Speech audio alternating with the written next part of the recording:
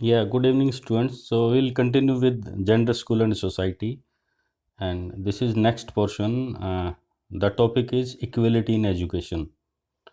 ये gender bias और equality in education ये दीज आर हाईली कोरिलेटेड, दोनों एक दूसरे का पूरक ही हैं, एक दूसरे को प्रभावित करते हैं। तो लेट्स स्टार्ट द टॉपिक। तो बेसिकली इसमें अगर हम यूनिवर्सिटी का पुराने पैटर्न की बात करें तो एक क्वेश्चन है ये लेंथी वाला, what are causes of inequality of education, then what is the need of equality in education and how to achieve equality in education. तो इसी को अगर मैं लेट स्टार्ट विद दैट। तो the first is the causes of inequality. ये these are also the causes of gender bias. जो हम महिलाओं को पूर्वाग्रह रखते हैं, gender stereotypes, this is gender bias. महिलाओं के प्रति कुछ विशेष विचार रखना और उसी के कारण इनइक्वलिटी होती है, इसलिए these are correlated. The main thing is पुरुष प्रधानता, जिसके मैंने पहले भी टॉपिक किया था, पैट्रीआर्कल सोसाइटी,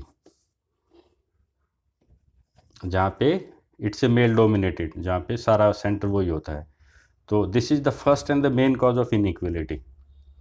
लोग उसी के अनुसार सोचते हैं। उसके बाद है प्राचीन मान्यताएं। हमारी अपनी कुछ अजम्पशंस हैं कि लड़कियों के लिए पढ़ाई बहुत ज़रूरी नहीं है, उनको घर में ही रहना है। इसी के अंदर सामाजिक कुप्रथाएं भी आ जाती हैं। बाल विवाह विवाह है, विडो रीमैरिज रोकना है, उसके बाद अपना डोरी सिस्टम है, ये सारा इसी में आता है। और नैरो माइंडेडनेस, किरण विचारधारा, सांकृतिक कुप्रथाएं कि महिलाओं को ये अधिकार नहीं। पहले तो सती प्रथा भी होती थी और सांस्कृतिक तौर पे हम उनको सारी चीज़ें नहीं देना चाहते। और एक वन मोर पोर्शन इज शैक्षणिक व्यवस्था। पूरी की पूरी जो एजुकेशनल सिस्टम है, पूरा का पूरा जो एजुकेशनल सिस्टम है, उसमें भी देर आर लैकिंग्स, उसमें बहुत सारी कमियां हैं। पहला तो है एक लैक ऑफ एजुकेशनल इंस्टीट्यूट्स, बहुत ज़्यादा नहीं है। Number of education institutes in India is still very low. अगर हम इसकी कितने बच्चे कहाँ तक पढ़ पाते हैं, जो इनरोलमेंट है उसकी परसेंटेज की बात करें तो डेवलप कंट्री की तुलना में still we need lot of education institutes. उसके बाद home sport and environment, specifically अगर गर्ल्स की बात करें तो उनको होम स्पोर्ट नहीं मिलती, वो इन्वायरमेंट भी नहीं मिलता, उनको अपने घर के काम भी करने होते हैं। और उनको वो आगे आएगा साइकोलॉजिकल फैक्टर्स, उनको वो मानसिक मनोवैज्ञानिक वो जो स्पोर्ट होती है, एक इनक्रेजमेंट होता है, वो ही नहीं मिलता।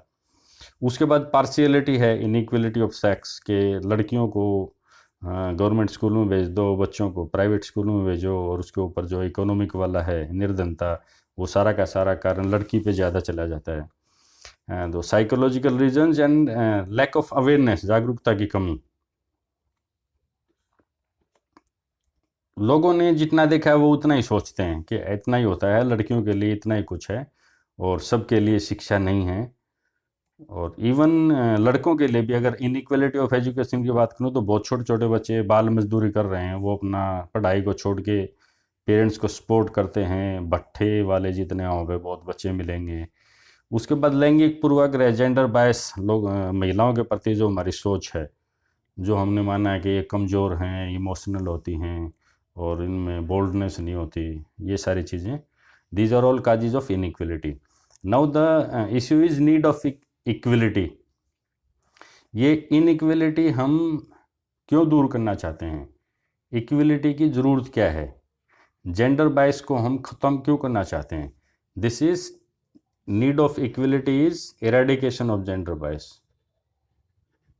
जेंडर बायस को ख़त्म करना क्यों ज़रूरी है। द फर्स्ट पॉइंट इज प्रजातंत्र की सफलता। जो डेमोक्रेसी है वो तो मैन वुमेन उसमें तो सब शामिल है ना। अगर पूरी आबादी देखें तो 50% आबादी दोनों की है, लगभग बराबर हैं। तो अगर केवल हम मैन डेवलपमेंट करेंगे या केवल मैन उसमें पार्टिसिपेशन करेंगे तो रियल डेमोक्रेसी हो ही नहीं सकती। प्रजातंत्र तभी सफल होगा जब मैन और वुमेन इक्वल, सभी को बराबर एजुकेशन मिलेगी। और दूसरा, ये शिक्षा एक मूलभूत मानव अधिकार है, दिस इज बाय बर्थ। जन्म से ही सीखने का अधिकार मिला है, प्रभु ने किसी को नहीं रोका है। तो दिस इज़ फंडामेंटल राइट। उसके बाद एजुकेशन सिस्टम जो हमारा है वो भी एक कारण है, पब्लिक वर्सेस प्राइवेट।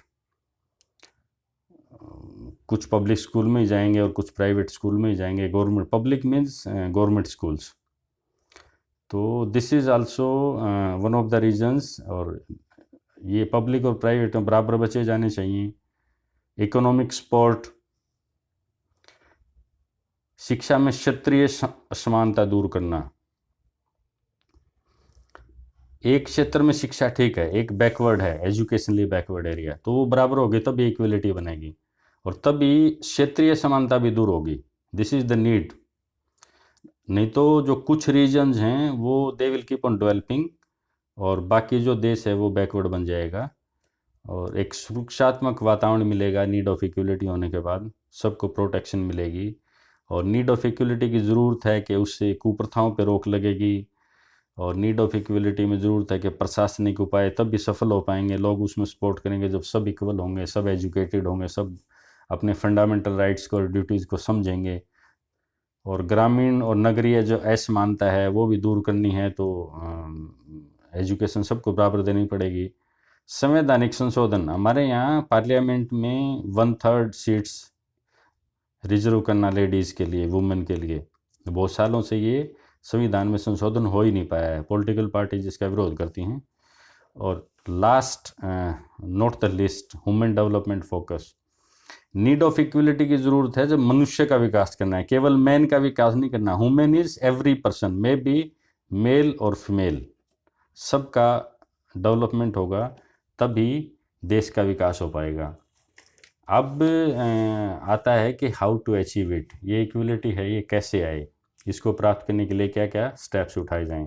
तो बेसिकली तो अगर मैं बात करूं, जो कॉजेज हैं उनको हम दूर कर दें तो अचीव हो जाएगा। तो उसी को लिखना है, हर काज को हम कैसे दूर करें, उसके लिए कुछ स्टेप्स हैं। Spreading girl education, girl education की अलग से सीट रखी जाएँ, अलग से स्कूल खोले जाएँ, कॉलेज यूनिवर्सिटी खोले जाएँ। और उसके लिए जागरूकता भी, अवेयरनेस क्रिएट की जाए कि girl education is the need. Society की डेवलपमेंट करना है, इवन फैमिली की डेवलपमेंट करनी है। एक घर में 2 बच्चे हैं, एक लड़का एक लड़की, तो दोनों तब भी पढ़ेंगे ना जब दोनों की पढ़ाई होगी। तो this is awareness in public. Compensatory education की ज़रूरत है, जहाँ पे शिक्षा में सहायता की ज़रूरत है, कुछ रियायत, सब्सिडाइज रेट पे, कम फीस पे स्कूल चले जाएं या गवर्नमेंट स्कूल को ज़्यादा प्रसार किया जाए। यूनिवर्सल एजुकेशन होनी चाहिए। यूनिवर्सल एजुकेशन इज सार्वभौमिक। Universal means for all. संचार माध्यम जो हमारे टीवी हैं, न्यूज़पेपर हैं और भी जितने साधन हैं उनका पूरा यूज़ किया जाए, तभी अवेयरनेस क्रिएट की जाएगी और लोगों को ज़्यादा उसमें सपोर्ट मिलेगी। सामाजिक संरचना, बेसिकली जो पैट्रियार्कल जो सिस्टम है, जिसके इसके मूलभूत ढांचे पे हमें चोट करनी पड़ेगी। ज़रूरी नहीं है कि यही व्यवस्था चलती रहे। ये पुरुष प्रधानता को हमें कम करना पड़ेगा। सबका अपना अधिकार है, सबकी अपनी सोच है, योग्यता है, सब सक्षम हैं। तो सामाजिक संरचना में विकास करना पड़ेगा। लड़का और लड़की को बराबर के अधिकार हैं। योग्यता के आधार पर चुनाव होना चाहिए, न कि नहीं यहाँ पे हम केवल मैन को लेंगे या इस काम के लिए केवल मनुष्य पुरुष ही फिट हैं। तो selection should be on the merit. और बेस एजुकेशन जो क्वालिटी है उसमें सुधार की ज़रूरत है, फिर वो चाहे किसी के लिए हो, बॉयज़ गर्ल्स मैन सभी, हर जगह पे एजुकेशन क्वालिटी अगर सुधरेगी तो लोगों की सोच सुधरेगी, और लोगों की सोच सुधरेगी तो ultimately we will achieve equality in education. ये वजीफ़ा व्यवस्था या आर्थिक सहायता कह सकते हो, आजकल लोन व्यवस्था है, ये दी जानी चाहिए, जिससे जो इकोनॉमिक जो पुअर्टी वाले केसेस हैं वो शिक्षा से वंचित ना रहें। बैकवर्ड क्लासेस के लिए अलग से प्रावधान बनाए जाएं, उनकी रिजर्वेशन की जाए, उनको सपोर्ट किया जाए। ऐसे ही इंक्लूसिव एजुकेशन है, जो लोग थोड़े से चैलेंजिंग हैं, अदरवाइज फिट हैं वो, तो उनको इंक्लूसिव एजुकेशन का हिस्सा बनाया जाए, वो भी सोसाइटी का एक हिस्सा है। And the last one and very important is public participation. जब तक पूरी पब्लिक को इसमें शामिल नहीं किया जाएगा, वो उसका पार्ट नहीं बनेगी, सारी सोच नहीं बदलेगी, पूरी व्यवस्था के लिए काम नहीं होगा, तब तक इसको अचीव करना बहुत मुश्किल होगा। So this is one topic. इसमें MCQs बन सकते हैं, एक क्वेश्चन डाला और उसके आगे 3 ऑप्शन दिए कि ये बताओ नीड ऑफ इक्वलिटी इनमें से किसकी है, या फिर कॉजेज इनमें से कौन है, या इसको अचीव करने के लिए ये 4 पॉइंट देंगे ABCD, उसमें से विच इज़ ट्रू वन। तो इसमें से इस तरह के क्वेश्चन बनेंगे। तो इसको एक बार थोड़ा सा उस MCQ तरीके से भी तैयार कर लें। और एक चीज़ और, बच्चे बड़ी कंजूसी कर रहे हैं, अभी सब्सक्रिप्शन चैनल को सब्सक्राइब कर लें। ये study support India basically it is just to support the students. इसका कोई बहुत कॉमर्शियल इशू नहीं है, ये कोई बिजनेस नहीं है। This is for creating awareness. और ये जो जिस टॉपिक की मैं बात कर रहा हूँ, इक्वलिटी इन एजुकेशन के लिए ही है, ताकि सबको एजुकेशन मिल जाए। और इट इज़ एब्सोल्युटली फ्री। तो चैनल को सब्सक्राइब करें ताकि जब भी नया वीडियो आए, और अभी बहुत सारे वीडियो आने हैं क्योंकि एग्ज़ाम की डेट्स आ गई हैं, तो आप अपना चैनल सब्सक्राइब कर लो ताकि आपको नोटिफिकेशन मिल जाए। और कभी कभी एक आध इनकरेजिंग कमेंट भी दे दो, और कोई अगर ज़रूरत है, कोई सजेशन है, कोई कमी है, तो वो भी मेरे को बता सकते हो। Thank you.